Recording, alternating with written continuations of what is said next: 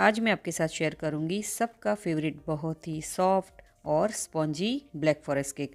और आज इसे हम बनाएंगे बिना एग, बिना ओवन और घर की नॉर्मल कढ़ाई से बनाएंगे। बहुत ही आसान है और सिंपल है ये ब्लैक फॉरेस्ट केक बनाना। तो चलिए आज की ये बहुत ही टेस्टी और बहुत ही मज़ेदार रेसिपी शुरू करते हैं।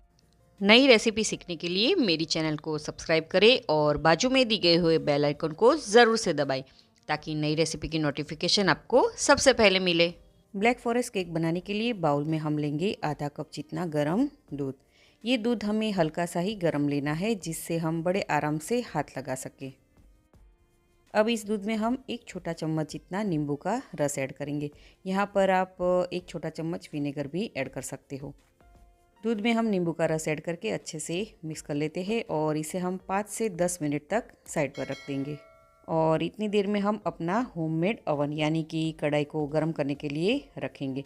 उसके लिए कोई भी मोटे तले की कढ़ाई या फिर पतीला ले लीजिएगा और इसमें हम ऐड करेंगे नमक।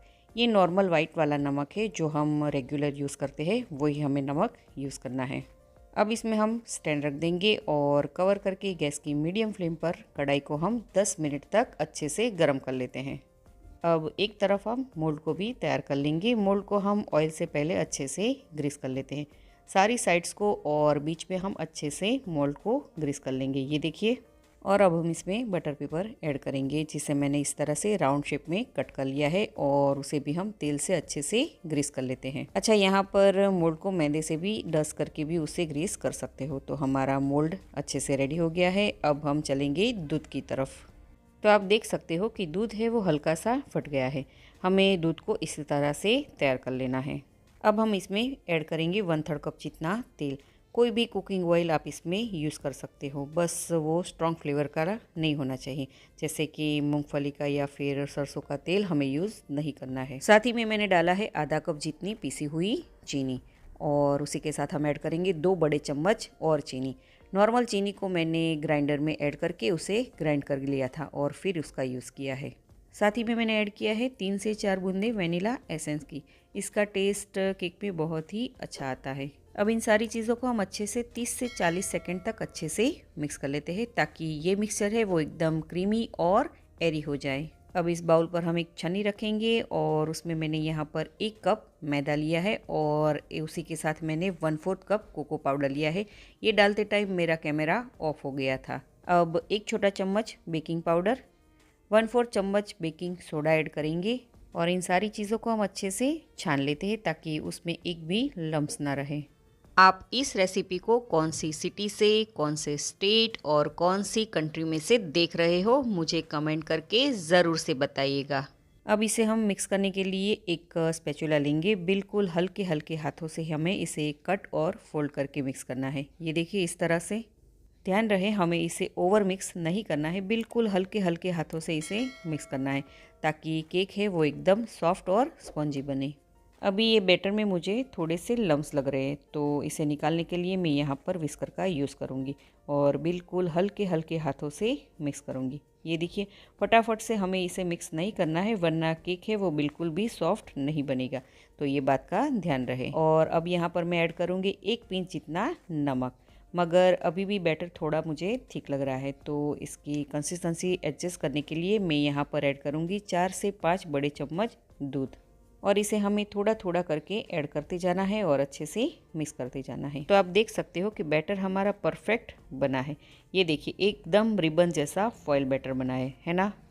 तो अब हम इस बैटर को मोल्ड में ऐड कर देंगे। सारा बैटर मोल्ड में ऐड करने के बाद मोल्ड को हम थोड़ा सा टैप कर लेंगे। तो लीजिए, हमारा मोल्ड तैयार हो गया है।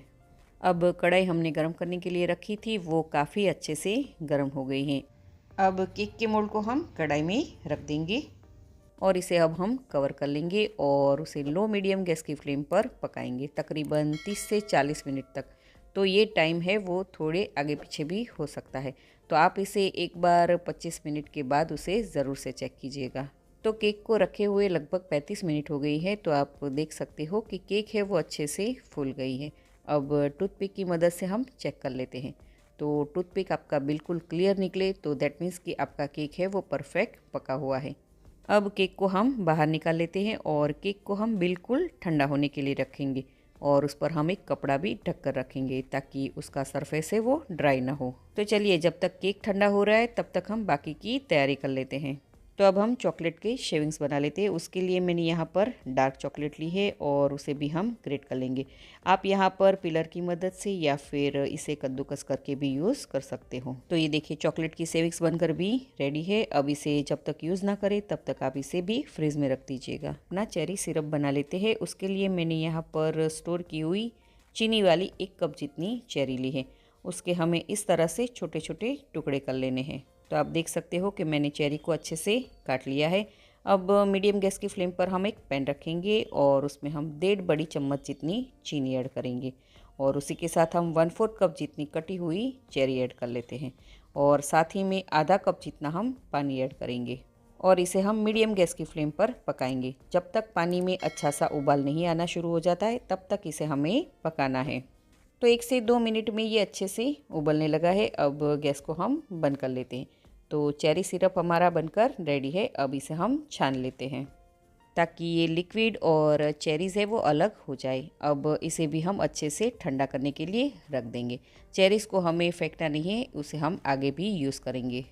अब हम क्रीम को व्हिप कर लेते हैं। बाउल में 1 कप जितनी क्रीम लेंगे और ये क्रीम मैंने नॉन डेयरी व्हिप क्रीम ली है और इसे हमें व्हिप कर लेना है। जब तक इसमें स्टिफ पिक्स न बन जाए तब तक हमें क्रीम को व्हिप कर लेना है। और आप ये क्रीम व्हिप करने के लिए इलेक्ट्रिक बीटर या फिर हैंड विस्कर का भी यूज़ कर सकते हो।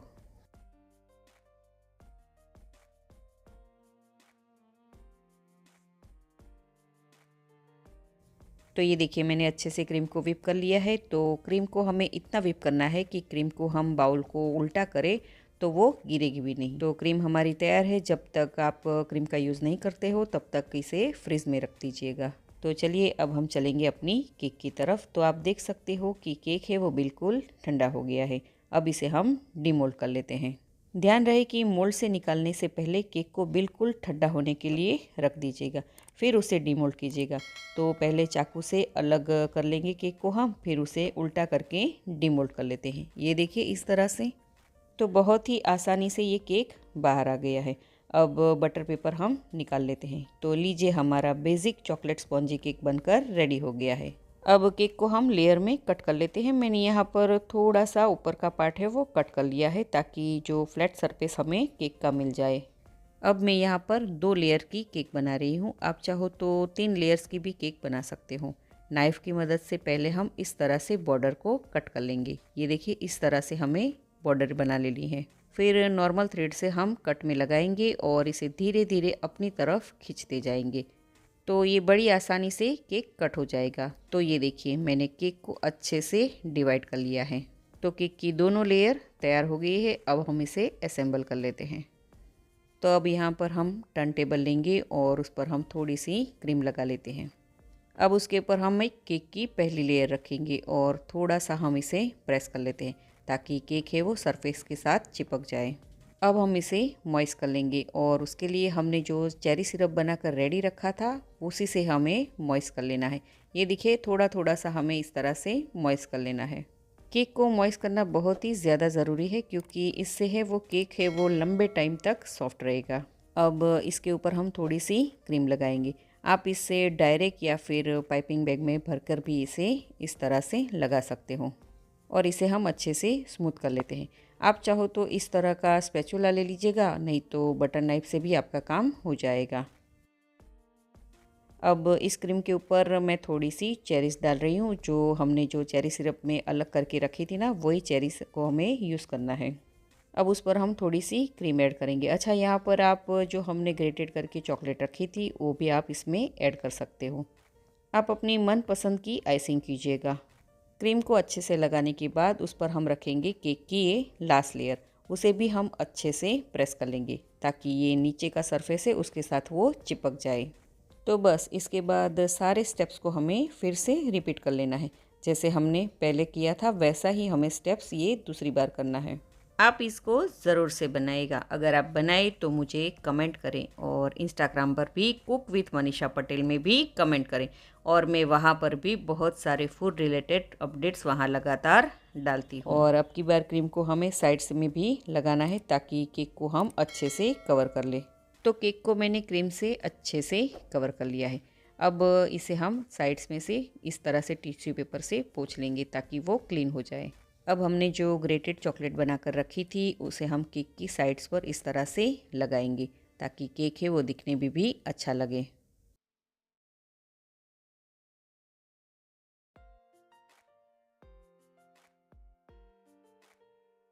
अब चॉकलेट लगाने के बाद साइड्स को मैं अच्छे से क्लीन कर लूँगी। अब इसके बाद बची हुई क्रीम को मैंने पाइपिंग बैग में भर ली है और एक नोज़ल भी लगा ली है। इसी के साथ मैं ऊपर थोड़े से फ्लावर बना रही हूँ। आप अपनी मनपसंद की केक को गार्निश कीजिएगा। अब बीच में थोड़ी सी चॉकलेट जो बची है वो भी मैं इस तरह से रख दूँगी और चॉकलेट को मैं अच्छे से बीच में इस तरह से सेट कर लूँगी। और एंड में हम फ्लावर पर ये चेरी लगाएंगे। तो कितना यमी लग रहा है ना देखने में। तो केक हमारा बनकर रेडी हो गया है। अब इसे हम फ्रिज में रख देंगे कम से कम 1 से 1.5 घंटे तक और फिर इसे हम सर्व करेंगे। तो रेडी है हमारा ब्लैक फॉरेस्ट केक। बहुत ही ज़्यादा सॉफ्ट और स्पॉन्जी बना है और अंदर से एकदम मॉइस्ट है। साथ में क्रीम और चेरीज़ बहुत ही ज़्यादा यमी है। तो आप इसे एक बार ज़रूर से ट्राई कीजिएगा।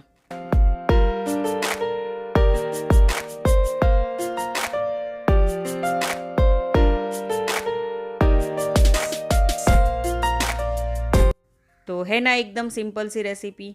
अगर आपको मेरी आसान सी और सिंपल सी रेसिपी अच्छी लगी हो तो वीडियो को लाइक ज़रूर से कीजिएगा और ज़्यादा से ज़्यादा शेयर कीजिएगा। तो मैं मनीषा पटेल फिर मिलूँगी ऐसी ही आसान सी रेसिपी के साथ।